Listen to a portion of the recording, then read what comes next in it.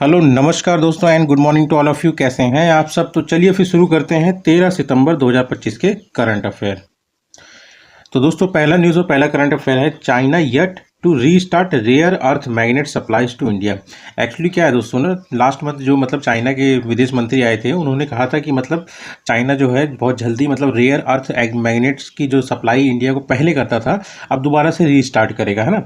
ये काफ़ी इंपॉर्टेंट होता है दोस्तों रेयर अर्थ मैग्नेट, है ना। तो अभी इसका कोई फिक्स डेट अभी तक निकाला नहीं है, तो इसी के चक्कर में थोड़ा सा ये डिस्कशन चल रहा है ना।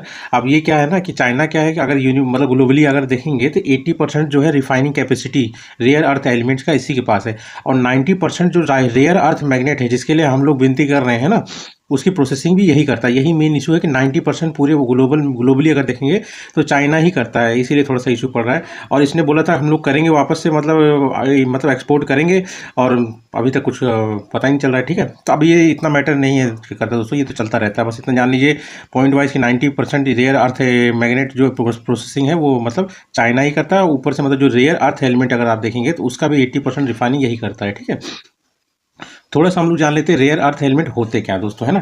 तो रेयर अर्थ एलिमेंट वो एलिमेंट्स होते हैं दोस्तों जो कि नाम से मत चाहिए दोस्तों, ये रेयर नहीं है, ये एलिमेंट रेयर नहीं है, और मैक्सिमम इकट्ठे क्वांटिटी में एक जगह मिलना मुश्किल होता है। कॉन्सेंट्रेशन किसी पर्टिकुलर जगह में इनका कम रहता है, कहीं भी इकट्ठे बहुत सारा नहीं मिल पाता। और सबसे बड़ी बात, इसको प्रोसेसिंग करना बहुत मुश्किल है। आप समझ लीजिए प्रोसेसिंग करने में बहुत ज़्यादा पैसा खर्च हो जाता है, मैन पावर खर्च हो जाता है, पर उस तरह का रिजल्ट नहीं मिलता है।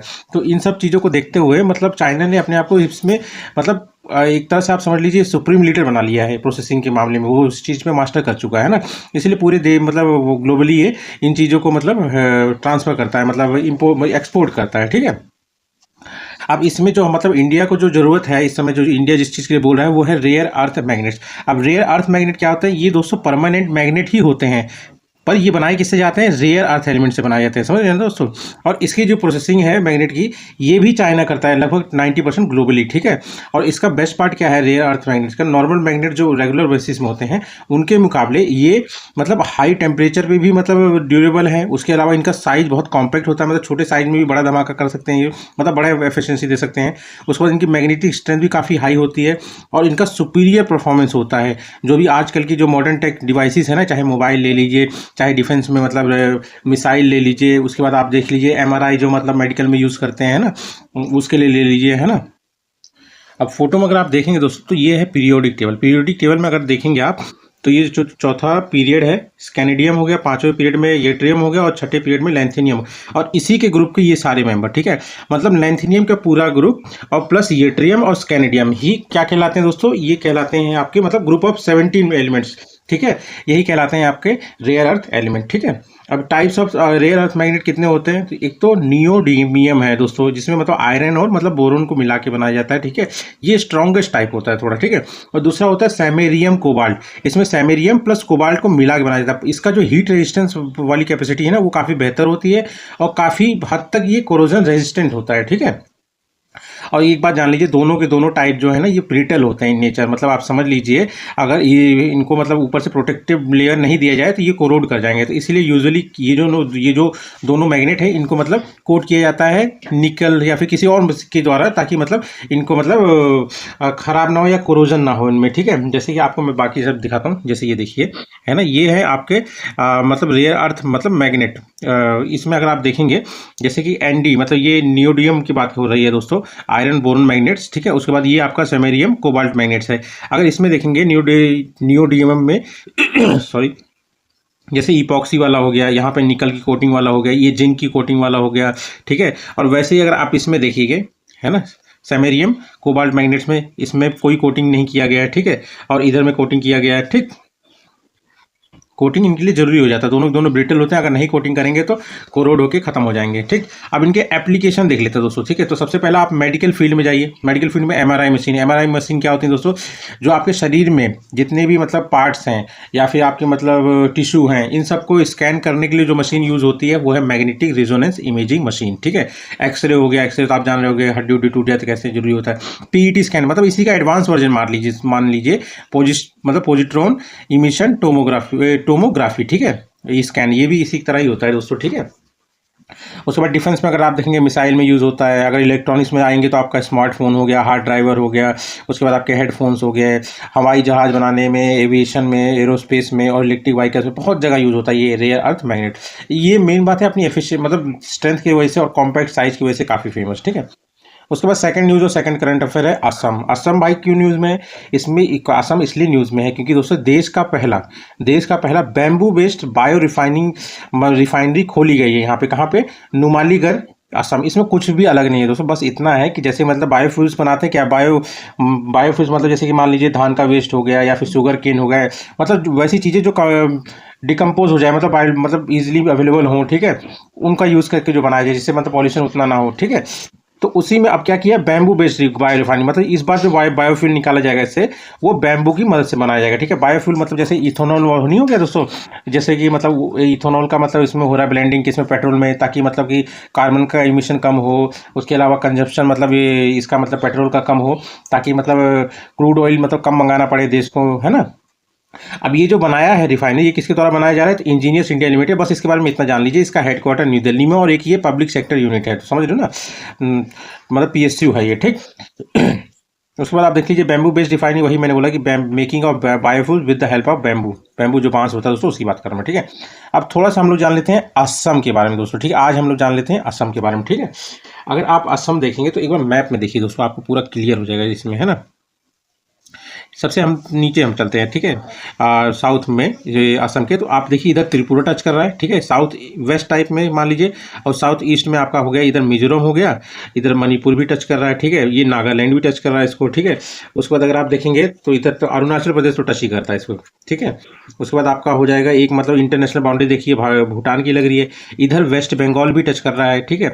यहाँ पे आपका मेघालय भी टच कर रहा है और ये आपका बांग्लादेश हो गया। कितने स्टेट टच कर रहे हैं दोस्तों नॉर्थ ईस्ट वाले? 1 2 3 4 5, ठीक है।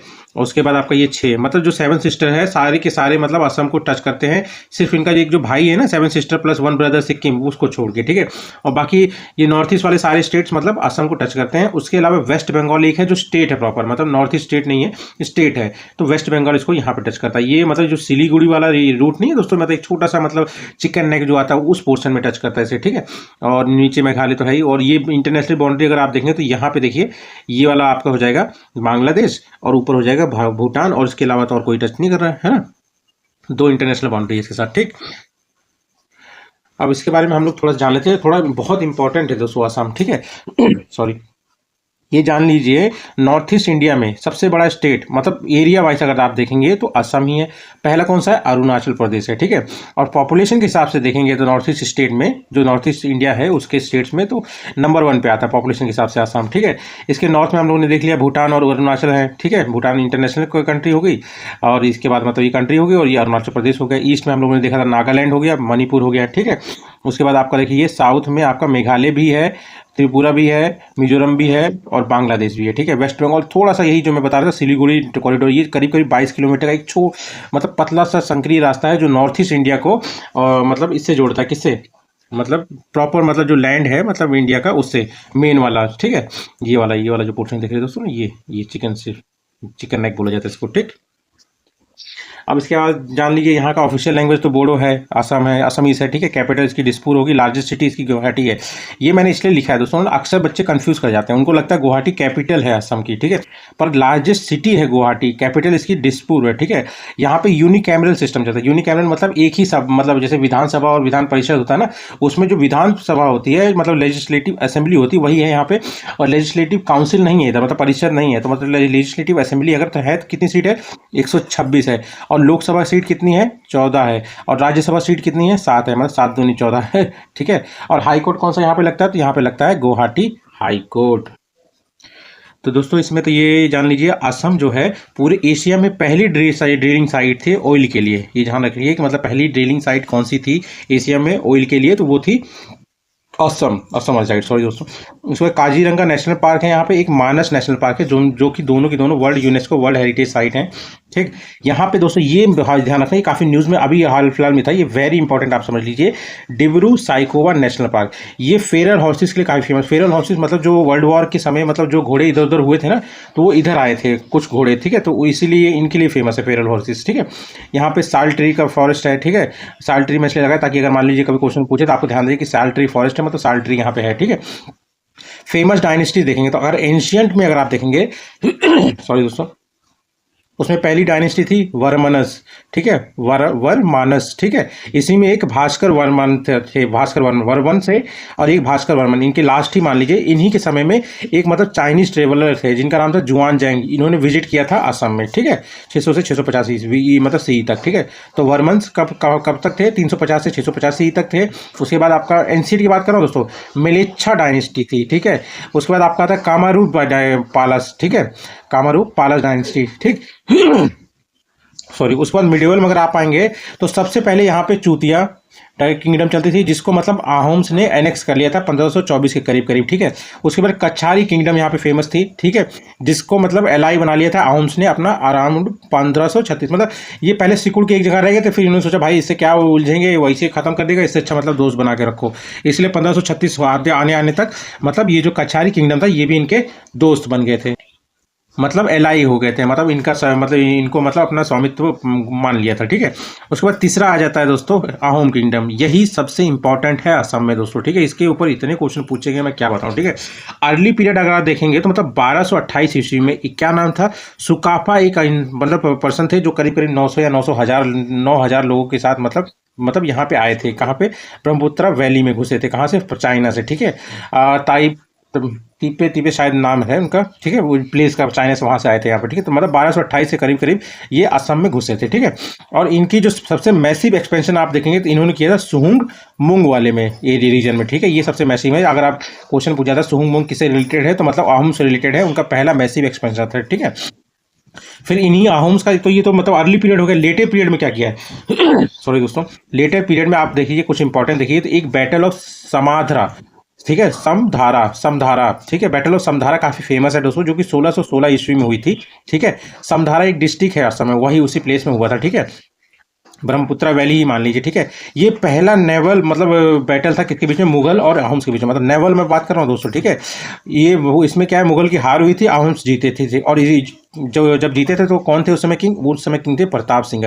प्रताप सिंह काफ़ी फेमस है दोस्तों, इन्होंने एक पैक सिस्टम लाया था मतलब अहोम्स में। ठीक है, पैक सिस्टम क्या हुआ, मतलब जैसे कि मान लीजिए कोई भी 15 से लेकर 50 साल का इंसान, जो कि मतलब मान लीजिए मतलब स्लेव ना हो, या फिर मान लो कोई नोबल ना हो, कोई मतलब पंडित ना हो, तो वो सारे के सारे पैक हैं। पैक मतलब जैसे अगर इसमें देखेंगे 4 पैक के ग्रुप को गोट कर, मतलब पैक मतलब ये वो हैं जो कि मतलब जैसे डिफेंस रिलेटेड, मिलिट्री से रिलेटेड, या कुछ ऐसा काम जैसे कि कंस्ट्रक्शन रिलेटेड, ये हमेशा करेंगे। मतलब अपने मतलब राजा की मदद करेंगे, या फिर मतलब अपने किंगडम की मदद करेंगे। ठीक है, ये हमेशा तैयार रहेंगे वैसे तो मतलब। और इसके बदले इनको क्या दिया जाता था, इसके बदले इनको ज़मीन दी जाती थी, उस पर ये खेती करें, उगाए पड़े, सब चीज़ करें। पर ये जो खेत होता था दोस्तों ना, ये लोग किसी को ट्रांसफ़र भी नहीं कर सकते थे, और हेरिडेटरी इनको किसी, जैसे ये चाहेंगे इनके बेटे को मिल जाए, नहीं मिलेगा। ठीक है, सिर्फ इन्हीं को दिया जाता था। ठीक है, पैक सिस्टम कौन लाया था, तो पैक सिस्टम लाए थे प्रताप सिंह जी। ठीक, और कुछ मतलब पोस्ट भी निकाली थी, तो वो उतना इंपॉर्टेंट है नहीं। ठीक है, और उसके बाद सेकंड अगर आप देखेंगे बैटल कौन सी इंपॉर्टेंट है यहाँ पे अहोम्स में, तो बैटल ऑफ सराय घाट, ये बहुत इंपॉर्टेंट है दोस्तों।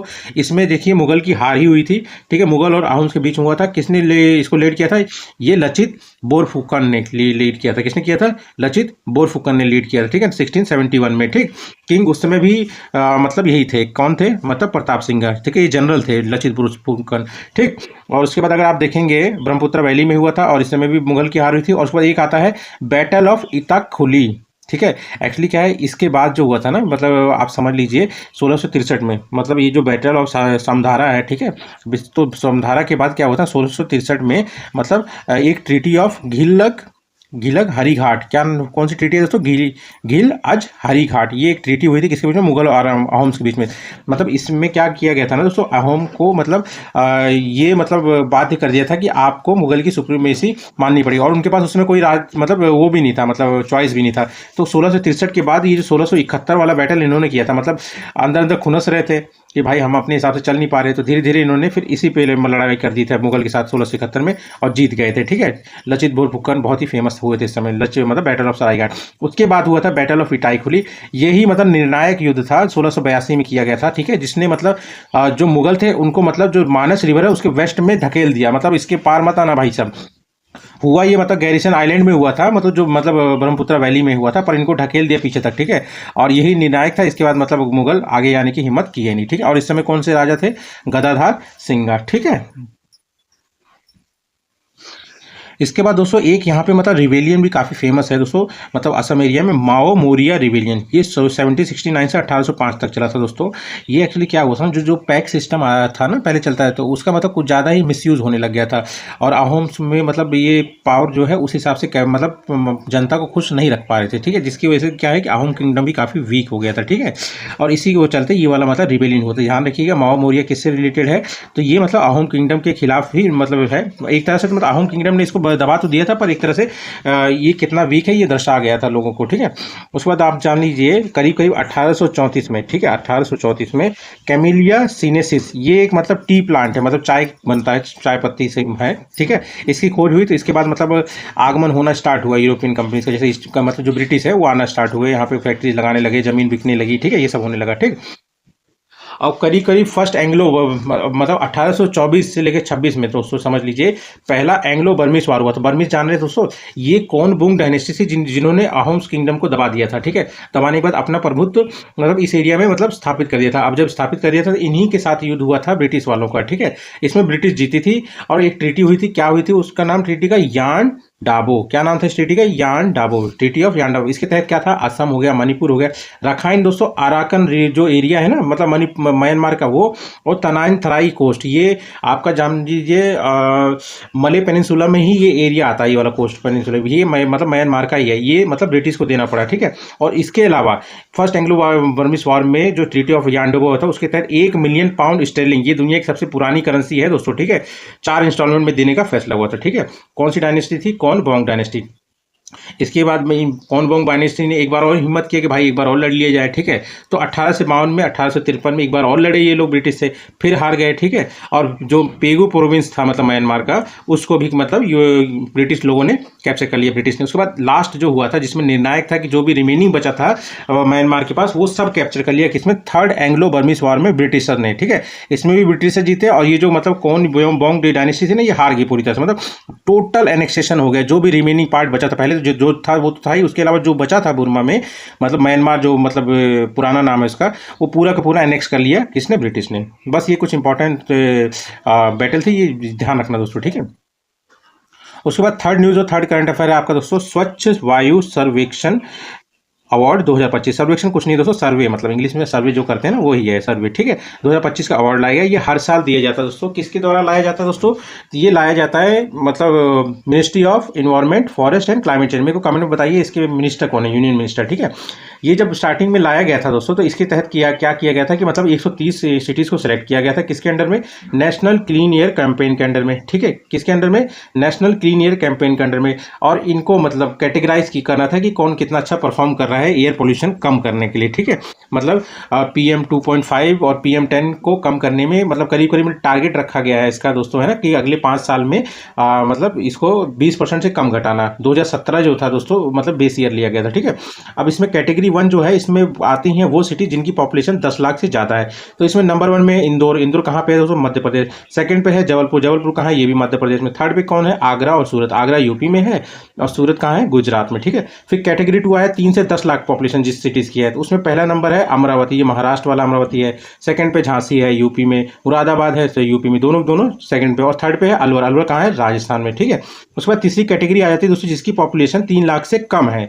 इसमें पहले नंबर पे है देवास कहाँ है? मध्य प्रदेश में। उसके बाद आता है परवानो सेकंड नंबर पे, ये कहाँ है दोस्तों? तो ये हिमाचल प्रदेश में है दोस्तों। परवानो पूछ सकता है दोस्तों। ठीक है, उसके बाद आता है अंगुल कहाँ है दोस्तों? ये है आपका उड़ीसा में। पर मेन आप ध्यान रखिए कैटेगरी 1 वाला याद कर लीजिए, ये एग्जाम में ज़्यादा पूछता है। ठीक है, और ध्यान रखिएगा दोस्तों, इसी अवार्ड सेरेमनी के समय में इंदौर और उदयपुर, ठीक है, इंदौर एमपी वाला, उदयपुर राजस्थान का, इन दोनों को मतलब ऑनर किया गया है एज ए वेटलैंड सिटी। मतलब ऑनर इसलिए दिया गया है, इन्होंने मतलब जो इनके वेटलैंड है, जो रामसर कन्वर्शन है, इसको काफ़ी अच्छे से फॉलो अप किया, मतलब अपने वेटलैंड्स को बहुत अच्छे से संभाला है इन्होंने, ठीक है, कंजर्व किया है, ठीक है, इसलिए इनको ये ऑनर दिया गया है किसके द्वारा, मतलब इसी अवार्ड शो के दौरान, ठीक है। अब एनसीएपी हम लोगों ने देखा, ठीक है, ये क्या है दोस्तों, ये 2019 में लॉन्च हुआ था, नेशनल क्लीन एयर मतलब कैंपेन जो है, इसका टारगेट यही था कि पीएम, ठीक है, पर्टिकुलेट मैटर जो 10 है, 10 माइक्रोमीटर से भी छोटे होते हैं दोस्तों, और पीएम 2.5 इसको करीब करीब 20% से घटाना, मतलब जैसे 100% अभी है इसका वो मतलब क्वांटिटी, तो मतलब उसको 20% से कम करना, ठीक है, कितने आने वाले 5 सालों में, ठीक है। इसको मतलब लेवल कौन सा रखा है, तो 2017 में जितना भी PM10 या PM 2.5 होगा, उसका मतलब 80% ही आपको दिखना चाहिए 5 साल के में अंदर में, ठीक है, मतलब 20% तक घटाने की मतलब स्ट्रेटेजी बनाई है किनके द्वारा, 131 सिटीज के द्वारा, ठीक है, और जो मतलब अच्छे से बनाएगा, फॉलो अप करवाएगा, उसको अवार्ड मिलेगा, ठीक है। उसके बाद इसके तहत मतलब 131 सिटीज को सेलेक्ट किया गया था, ठीक। उसके बाद आपका आ जाता है तीसरा नोट्स में, स्वच्छ वायु सर्वेक्षण। ये सर्वे है दोस्तों, क्लीन एयर सर्वे है दोस्तों, ये स्टार्ट किया गया था 2022 से, और ये किसके अंडर में होता है दोस्तों, तो यही नेशनल क्लीन एयर जो कैंपेन है इसी के तहत में होता है, ठीक है। उसके बाद आता है फोर्थ न्यूज और फोर्थ करंट अफेयर, ये है फ्रांस दोस्तों। तो फ्रांस है, तो एक बार हम लोग फ्रांस भाई साहब को मैप में देख लेते हैं दोस्तों, है ना। तो ये देखिए आपके फ्रांस भाई साहब यहाँ पे हैं, ठीक, फ्रांस भाई साहब ये रहे, ये फ्रांस भाई साहब है। यहाँ पे एक छोटी सी कंट्री है मोनाको, ठीक है, ये इसको कहाँ पे टच कर रही है, ईस्ट में और साउथ में, साउथ ईस्ट में टच कर रही है, ठीक है। उसके बाद ये इटली वाला इधर टच कर रहा है ईस्ट में, ठीक है। उसके बाद ये स्विट्जरलैंड है जो इसको टच कर रहा है, ठीक है। इसी में अगर आप ऊपर जाएंगे तो ये जर्मनी होगा, और ये छोटा सा जो आपको दिख रहा है कंट्री, ये है लग्जमबर्ग, ठीक है, और काफ़ी मतलब आप समझ लीजिए वेल स्टेब्लिश्ड है, मतलब हर क्षेत्र में बहुत आगे है, ठीक है। उसके बाद यहाँ पे बेल्जियम टच कर रहा है, तो इधर पे एक इंग्लिश चैनल आता है जो कि मतलब मैरी टाइम बॉर्डर को शो करता है, किसके बीच में, यूनाइटेड किंगडम और फ्रांस के बीच में, और ये आता है दोस्तों मतलब बिस्के है, ठीक है, bay of Biscay, gulf of Biscay, ठीक है। ये मतलब बिस्के उसे बोलते हैं, जो ये कर्व होता है ना दोस्तों, इसी को बोला जाता है, ठीक है। उसके बाद आपका ये स्पेन से तो ब्राउनली टच कर ही रहा है, ठीक है, इधर मेडिटेरियन सी हो गया, ठीक। हाँ, उसके अलावा आप देखेंगे तो बे ऑफ बिस्के, यही मैं बता रहा था दोस्तों, ये जो कर्व है ना, ये इसी को बोला जाता है, ठीक है। तो ये ध्यान रखिए, बे ऑफ बिस्के किसके बीच में है, फ्रांस और स्पेन के बीच में, और यहाँ पे मेडिटेरियन सी हो गया, और इसके अलावा इंग्लिश चैनल हो गया, तो मतलब मैरी टाइम बॉर्डर हो गया यूनाइटेड किंगडम के साथ, ठीक। अब हम लोगों ने इतना तो पढ़ लिया, अब इसमें मेन न्यूज़ क्या है दोस्तों, तो इसमें क्या है, अभी हाल फिलहाल में सेबेस्टियन लेकोर्नो इनको अपॉइंट किया है कि इन्होंने मतलब जो इमैनुअल मैक्रोन है ना, मतलब जो मतलब प्रेसिडेंट है, सॉरी ये प्रेसिडेंट है, इन्होंने पीएम को दोबारा मतलब अपॉइंट किया है, पुराने वाले का हट गए हैं, ठीक है। और ये 100 ईयर, और ध्यान रखिए फ्रांस क्या है ना, फ्रांस और इंग्लैंड में फेमस है ये 100 ईयर, और किसके बीच में है, ये फ्रांस और इंग्लैंड के बीच में। ये ध्यान रखिए, क्वेश्चन बहुत बार पूछा गया है दोस्तों। कैपिटल पेरिस है ये, और करेंसी इसकी यूरो है, ठीक। उसके बाद आता है इजराइल। इजराइल अभी हाल फिलहाल में न्यूज़ में क्यों है दोस्तों, ये मतलब ओईसीडी मतलब organisation for economic cooperation and development वाली जो कंट्री है, इसमें टोटल 38 मेंबर आते हैं। ये सब आपस में मतलब इकोनॉमिकली मतलब आदान प्रदान करते हैं, मतलब ट्रेड हो या फिर रिलेशन हो या कल्चर हो, सारा चीज़ आदान प्रदान होता है डेवलपमेंट के लिए, कॉपरेशन के लिए, ठीक है।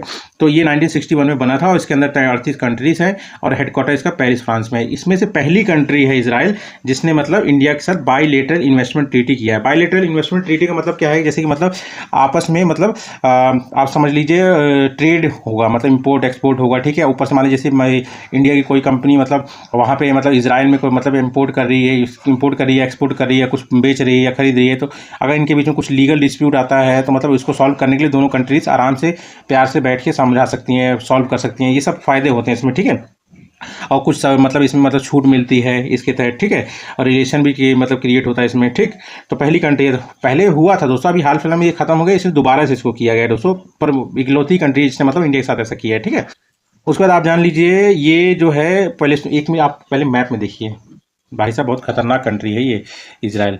ये देख रहे हैं दोस्तों, ये है इजराइल, तो इसकी बाउंड्री अगर आप देखेंगे तो इस साइड तो मेडिटेरियन सी हो गया, ठीक है, और ये रेड सी के साथ भी थोड़ा सा पोर्शन ये टच करता है, ठीक।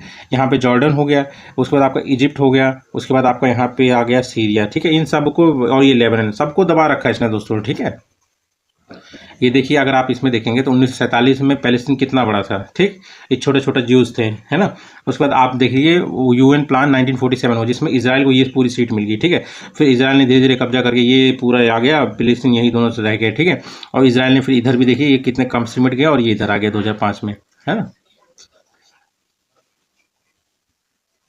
और हाँ यही तो है, जेरूसलेम को इसकी कैपिटल है, पर मतलब पैलेस्टीन इसको मान्यता देता ही नहीं है, ठीक है। और बाकी आप देखिए, हाँ ये देखिए कहाँ गया, हाँ ये पैलेस्टीन टेरिटरीज जो वेस्ट बैंक बीच में आता है ना दोस्तों, वेस्ट बैंक आपका, ये देखिए मैं दिखाता हूँ, ये वाला जो पोर्शन है ना, ये वेस्ट बैंक है, ठीक है। ये ऑक्यूपाई करता है, ठीक है, इसके बीच में वेस्ट बैंक ईस्ट में, ठीक है। और उसके बाद गाजा स्ट्रिप तो साउथ वेस्ट में है, तो गाजा स्ट्रिप में तो बहुत ही ज़्यादा बवाल कर रखा है इसने, ठीक है। ये देखिए ये गाजा स्ट्रिप है, और इधर देखिए डेड सी है, और इधर मतलब आपका तो हाँ यहाँ पे दोस्तों आपका इधर से जो है पिनाई मतलब सिनाई पेनिनसुला आता है, ठीक है। और उसके बाद आप देखिए, हाँ ये रहा, ठीक है। हाँ तो ये सीरिया वाला अगर देखेंगे तो गोलन हाइट भी इसने कैप्चर कर रखा है, ठीक है। नॉर्थ ईस्ट में कैपिटल इसकी जेरूसलम है, पैलेस्टीन मान्यता देता नहीं है, करेंसी न्यू शेकेल है। और फेमस है अपने 6 डे वॉर से, मतलब अरब कंट्रीज और उसके बीच में 6 दिन हुआ, 6 दिन वॉर हुआ था, 6 दिन में सबको हरा दिया था इसने, ठीक है। और उसी के तहत इसने ये कैप्चर किया था ये सारा, दोस्तों समझ रहे हो ना आप। ये जो मतलब वेस्ट बैंक है, गाजा स्ट्रिप है, गोलन हाइट है, डिस्प्यूटेड है, ये सारे उसने कैप्चर कर लिए थे इसी के तहत, ठीक है। उसके बाद एक योम किप्पुर वार हुआ था, ठीक है, 1973, मतलब इजिप्ट मतलब लीड कर रहा था इसके बीच में। पर बाद में 1982 में मतलब संबंध सही करने के लिए एक पीस ट्रीटी हुई थी इनके बीच में, ठीक है।